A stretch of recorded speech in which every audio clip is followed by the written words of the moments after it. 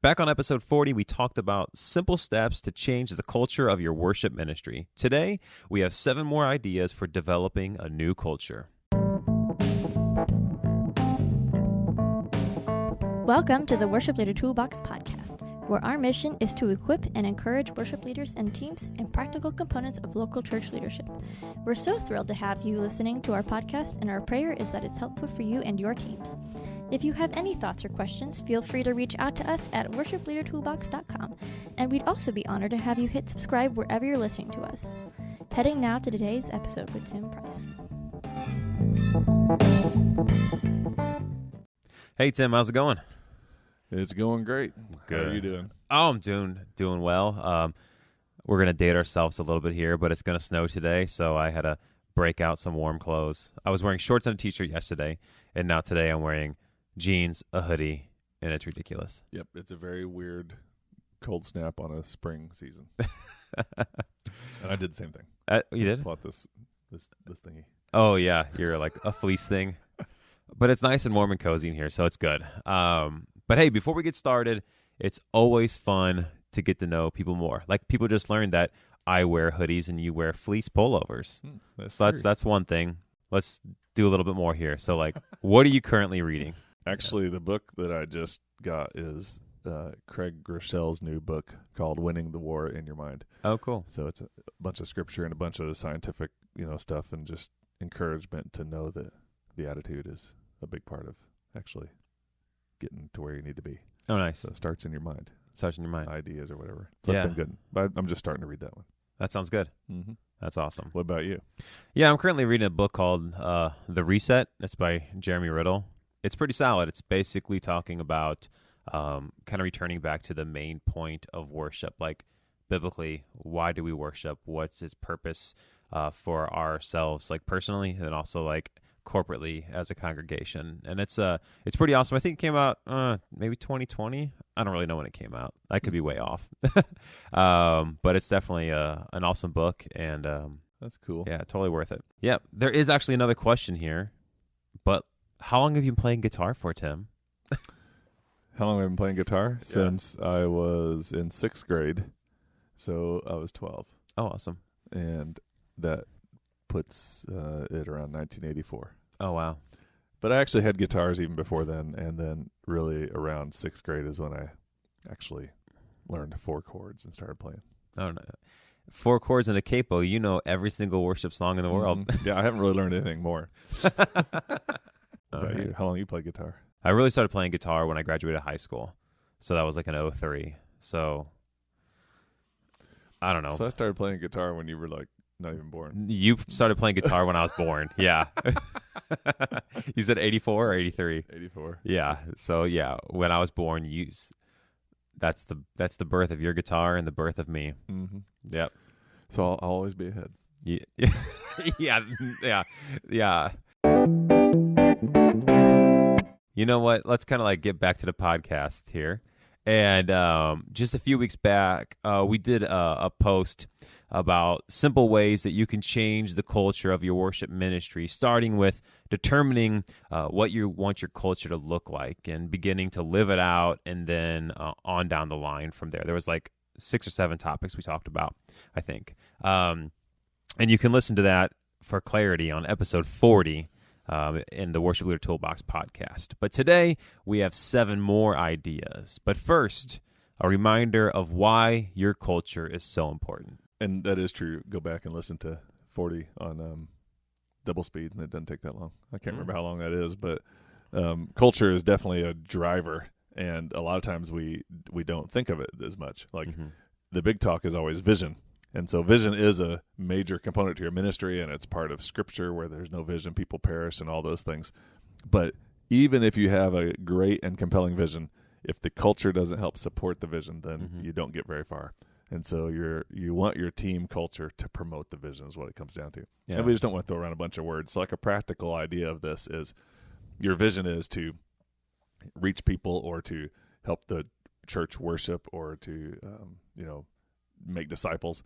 And that's like, what the church is supposed to do. Mm-hmm. But the culture is stuff like you want your people to serve joyfully or to be on time or promptness, Yeah. or things like that. And so that's like the difference of, you don't have a vision of your whole team being prompt.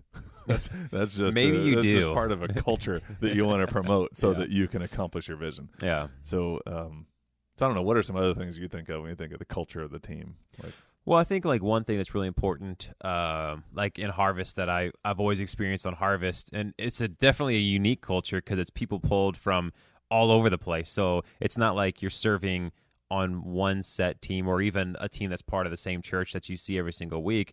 You're all one unit. You know what I mean? Like there's a community there.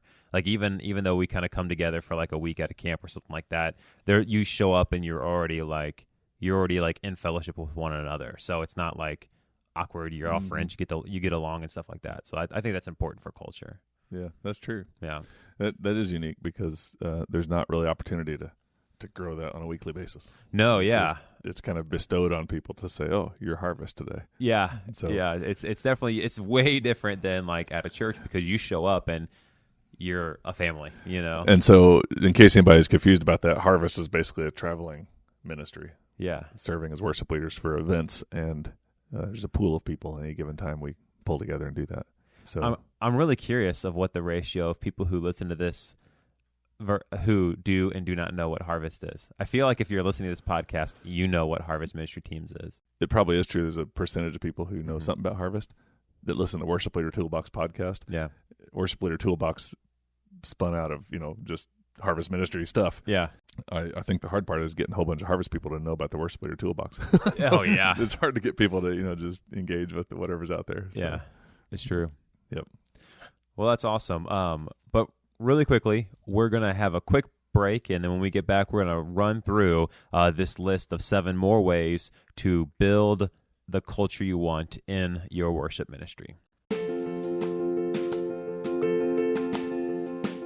We believe in the Worship Leader Toolbox and the work we're able to accomplish by the grace of God and with your partnership. There are 2 simple ways to support this podcast, and the first one is by clicking the support button and commit to sponsoring us on a monthly basis. And with any contribution of 99 cents or more, we will send you a free gift. The second way is through Amazon Smile. Just go to worshipleadertoolbox.com/Amazon to set the one-time link up that allows Harvest to receive a small percentage of your Amazon purchase. All right, welcome back to the Worship Leader Toolbox podcast, and we are going through a list of 7 ways to build up your culture in your worship ministry, and we're just going to hit these one at a time, Tim. So the first one is to write it out. Write it out. Yeah, basically document it in some way. And that's where you can start building the culture because people read it and see it. Yeah. And that's like a big part of it. And it's also an ongoing reminder, so you don't have to make the announcement to every single person that shows up in your ministry in a new way. So you can document all kinds of things to help with culture. You can document expectations. And we keep using the example of being on time, and that's not because I necessarily have an issue with anybody in my current world of being on time, but we just, that's one of the things that makes it simpler. Once that culture is established, everybody kind of helps everybody else. So the more you document something, the better off it is. Yeah. And you don't want to document to the point somebody's got to read like a 95-page manual just to, be a part of things. That you want to find the most important things. Yeah. One of the things we documented this year is part of there's a lot of ways to document it. Sometimes we've had meetings and we hand out, the packet. Other times it's been on the website, and a lot of times a combination of that stuff. But it requires you to think through what you're wanting to say. Yeah, for sure. So, it's just hard not to. Yeah. You have to bring clarity to it when you're writing it down. Otherwise, you're just, out there willy-nilly. Definitely. Different people have different standards and all kinds of stuff when that happens. Yeah, it's true. Well, when it becomes real, it also becomes personal. And that's number 2.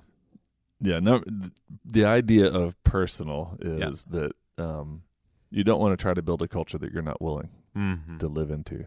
Yes. And if you want to see a problem with like ministry leaders who have gone astray or fallen or issues with their churches or their universities or whatever scenario you want to look at, it's most likely because they're expecting people to act a certain way and then they don't act that way. Yeah. Like it's people talk about hypocrisy and things like that, but it's even a little bit different than that. It's kind of like their worship tech ministry was we just laid out 3 things that we wanted to make sure we did for this year. And so far, a couple of those have become rock solid. Just, awesome. Just from like saying it. And Yeah. it wasn't even like a composed thing. It was like, a Post-it note, 1, 2, 3, like just the phrases that help build that culture of doing things the right way. Yeah, I think once you write it down, it becomes real.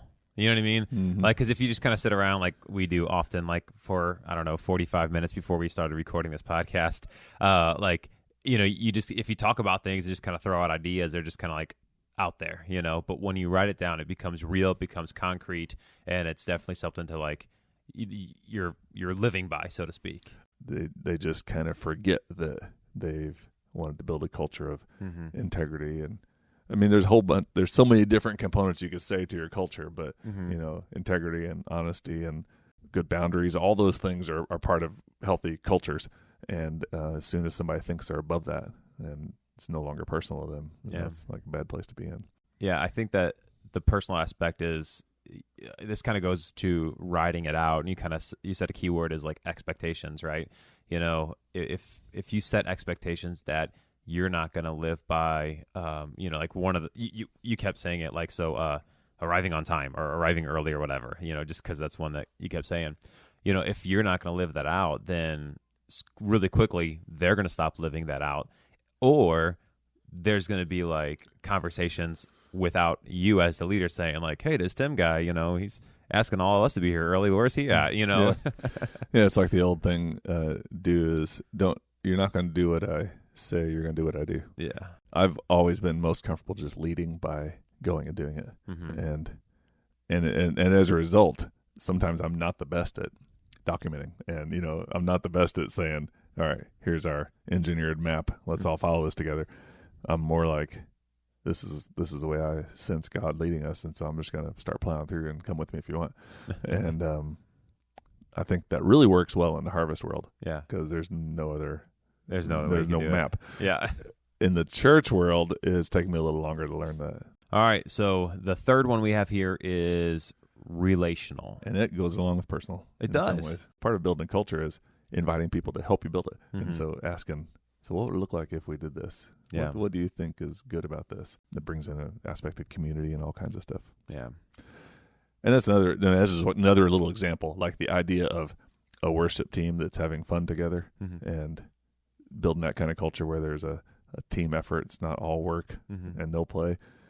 Some people really do that big. And in the COVID era here, the pandemic, it's been hard to do things like lunches and parties and stuff like that. And so it's kind of sad in a sense, anytime you can get your group together and they don't have their instruments out. Yeah. That's like a great part of building a joyful community culture. I was able to sit in on a worship team meeting.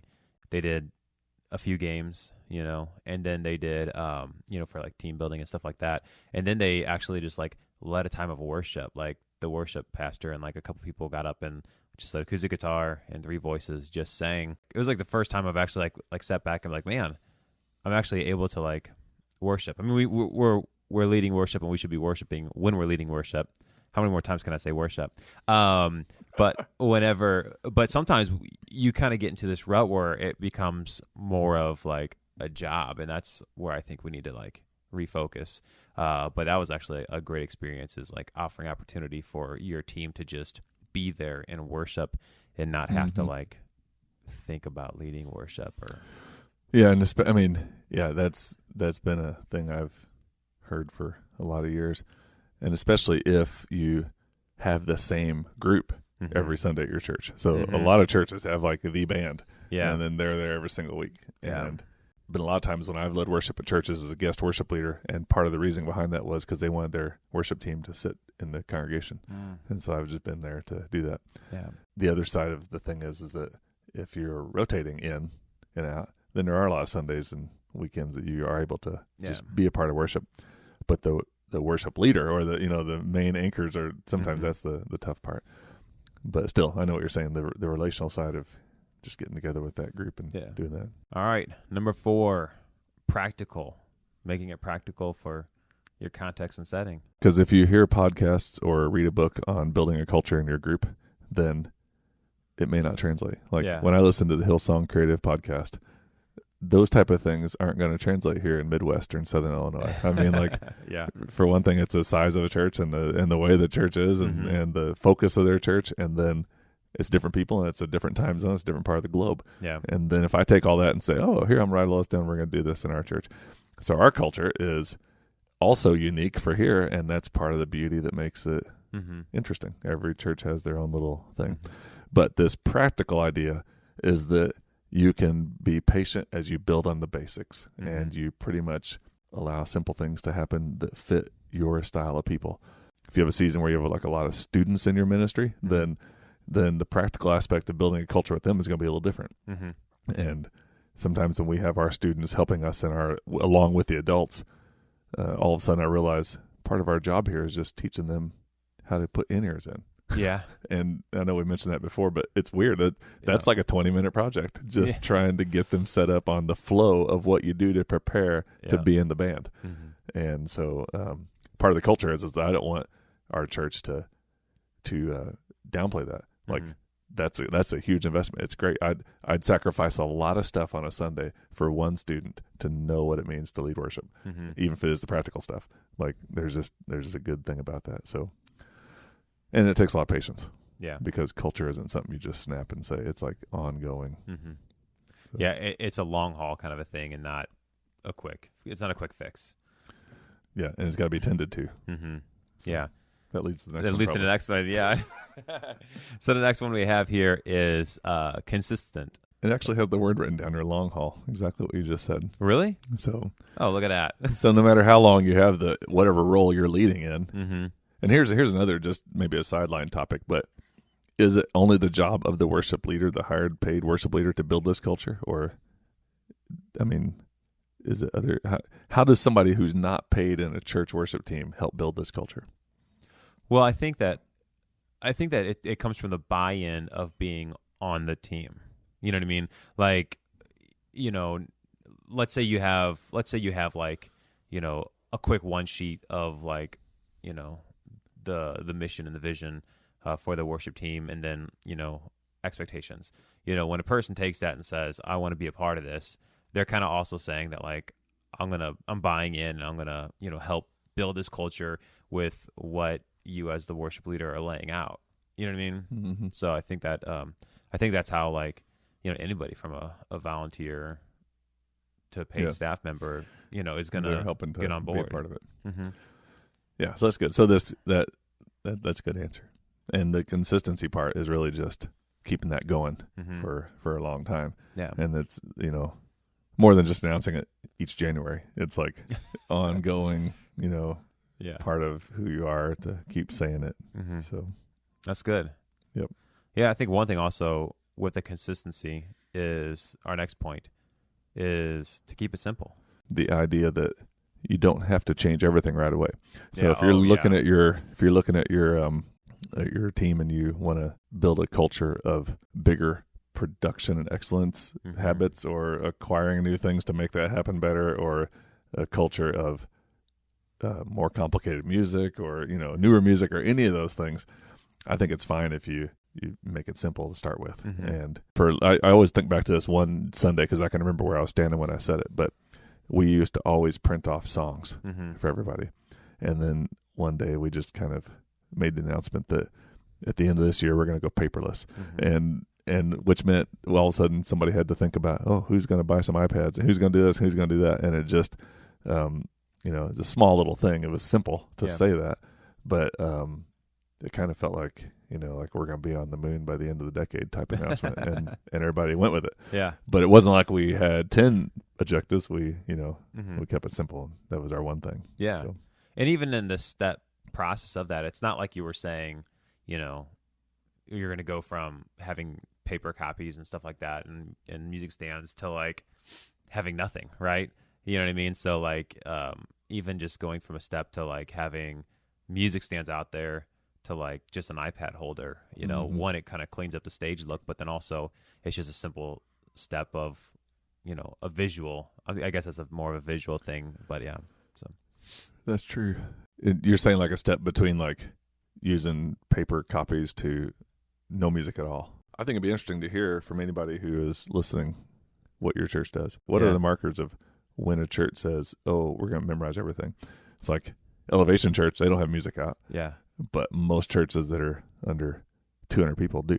Yeah. So, is it a size thing, or is it what is it? I think it's a team expectation. I'm in like a weird world right now because I'm in transition of life and job roles and stuff like that in ministry, and I've been actually helping out at 2 different churches, and one of them is like you memorize everything.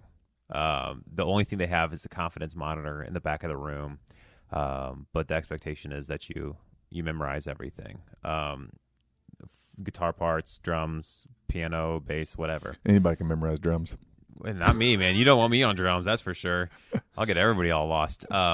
So that's that expectation. But then the other church that I've helped out a couple times now is they're like in the printed off paper world still.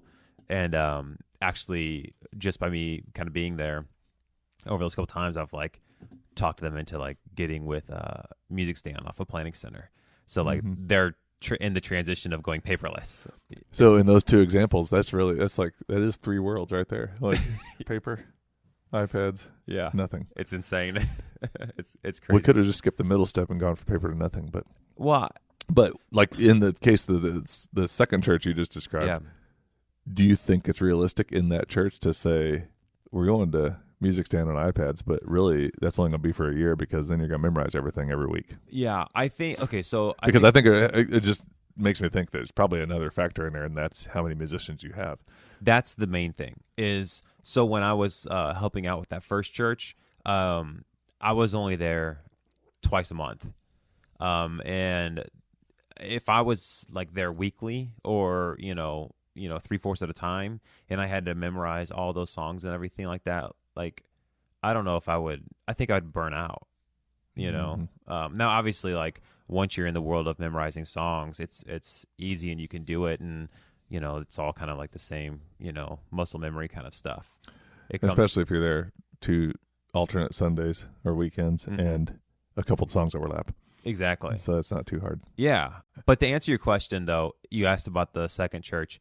I think that they could go without like a paper copy or an iPad or anything like that. It just comes down to their dedication to learning the music. Well, somebody basically has to say we're going to memorize this. I don't think I mean groups by themselves don't drift toward more intentionality. No. They drift toward the easiest path and the Yeah. least common denominator. Yeah. So somebody would have to be there with a vision to say, Yeah. yes, we are going to now memorize. So good luck. And that fires back to making it personal, because if that's what your vision is, hypothetically, to like, have no music on stage or no, iPads or whatever on stage, if you're the worship leader and you're leading, but you're like, oh man, I didn't memorize this, I need to have this here. Well, you kind of lose credibility and push in that direction. Yep. So Everyone can catch on to yeah, whatever it is you're building each year, and it's it kind of matches some of these other ones. It's kind of a long haul. So. yeah. A lot of these overlap. And this 7th one is focused. Focused is basically the idea that's more encouragement maybe than a strategy, but you don't have to do it all right now. You can pick something to determine how you're going to change your culture. You can practice on something that's going to be a non-threatening thing. Like you could practice on the idea of just building more joy in serving, or take a time during your rehearsal to do a devotion, or any number of things like that to kind of shift the culture a little bit. Yeah. One of the things we did a few years back and haven't done it in a while, but culture and conversation cards. Oh yeah. Remember all those? There's always that 15, 20, 30 minutes before you actually lead worship where everybody's standing around after the sound check.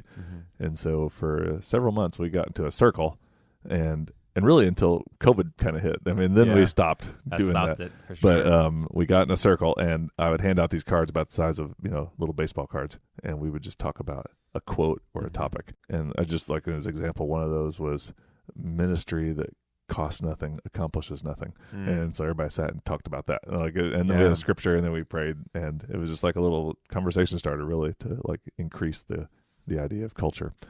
And And those are still on the website somewhere. Yeah, we'll put a link in the show notes. Yep. I just remember going over the cards with you before worship and stuff like that, and definitely helped build team unity. Had great discussion starters, and there was great conversations that spawned from that. So it kind of became a joke. Like people were like, "I'm gonna collect all these. I'm gonna get all of them." Like, oh man, that was funny. That's good. I just looked, and they're $7.99. They're $7.99. Yeah. I mean, $7.99 investment into the culture and unity of your team, totally worth it. It's like 16 weeks worth of stuff, and then you can just start over and repeat. Yeah. Or after 16 weeks, you can kind of like make up your own. Oh yeah, that's definitely true. Yeah. So that's cool.